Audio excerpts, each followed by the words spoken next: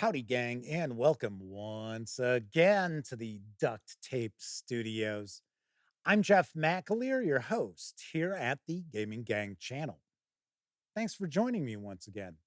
Old School October rocks on, as today I'll be sharing my review of the Vorpal Almanac for Old School Essentials from Exalted Funeral.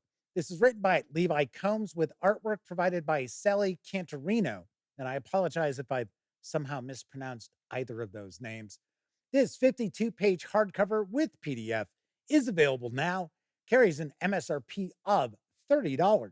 All that said, let's swing on over to the other camera because here I've got the Vorpal Almanac. Couple of things to mention before we get stuck in. First of all, my friends over at Exalted Funeral were kind enough to provide me with this review copy.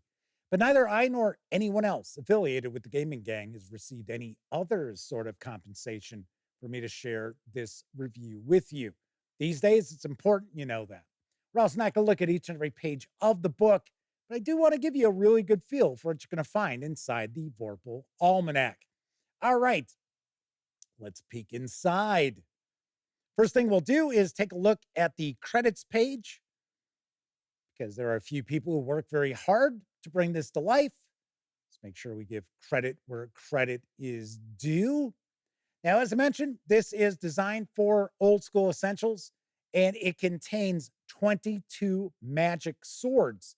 And these magic swords have a whole lot more going for them than just simply being, oh, it's a +1 long sword, +2 short sword. And I got to be honest, there isn't a clunker in the bunch of 22. Every single one of these swords, very interesting. I love the presentation for these. And what we'll see is each one of these weapons receives a 2-page spread. So we get some artwork and we get information about each of the swords. I really like the fact that since this is designed for Old School Essentials, it also means in reality, you can utilize these swords with any retro clone out there.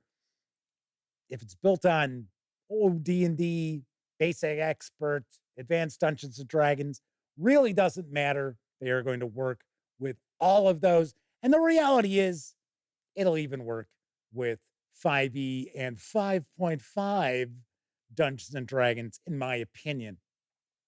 So we have pretty much an equal mix of swords that are attuned to law and those which are affiliated with chaos.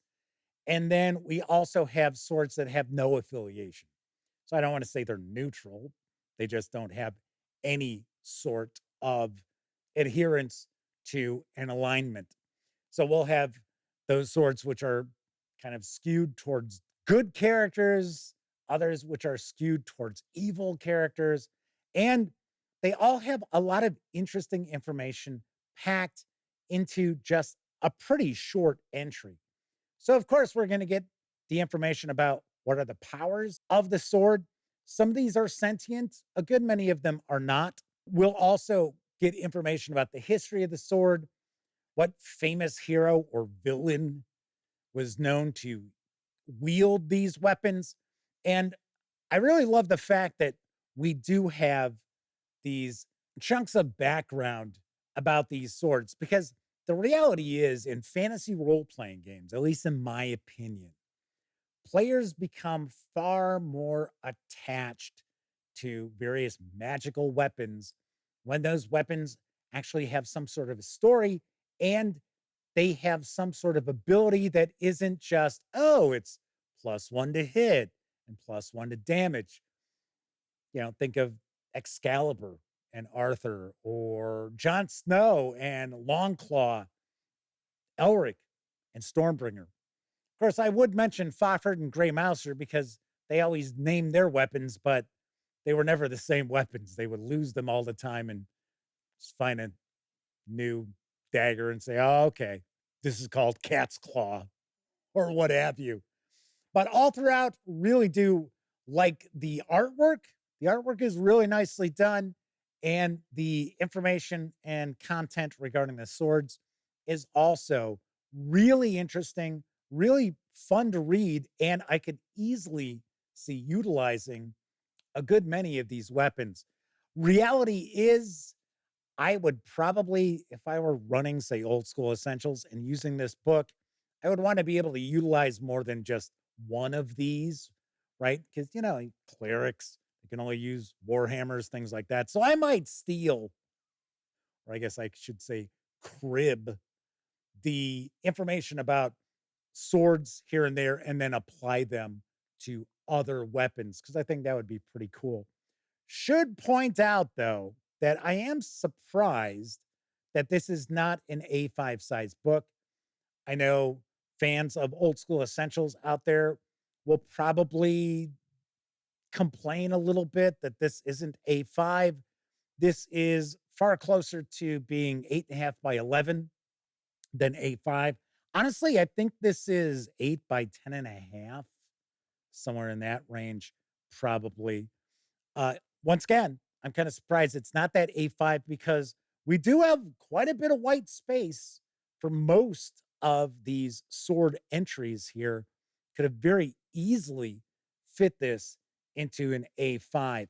Now we'll wrap up with a breakdown of information about what are these various different traits, abilities, components, and so forth that have been mentioned in these entries. And these also could be utilized as random tables if you wanted to create your own magical and or sentient swords. So I like that quite a lot as well. So a lot of useful content in this book as far as bringing more interesting magical swords into your games of old school essentials and other fantasy role playing retro clones. All right, so that's a peek inside the Vorpal Almanac. Let's swing on over to the other camera because I'm going to share some final thoughts and give this a review score. So I really do like the Vorpal Almanac. I think it's really interesting read. As a game master, I would love to incorporate these weapons into a fantasy role playing game. Once again, like I said, I'd probably crib some of the abilities and apply them to weapons other than swords because there are so many cool entries here. I'd want to kind of share the love with the players, not just those who can utilize swords. I will point out that $30 for a 52-page hardcover with PDF does feel a little bit pricey, especially when we see so much white space in the book. Also, once again, kind of surprised this isn't an A5 sized book. Neither are really huge deal breakers, but I am sort of surprised, to be honest. But I do like the Vorpal Almanac. I think there's a lot of cool stuff inside. So, on a scale of 0 to 10, I give the Vorpal Almanac a 7 out of 10. I like it. I recommend it. Got some quibbles, could be smaller so it fits in with all the other OSE releases out there.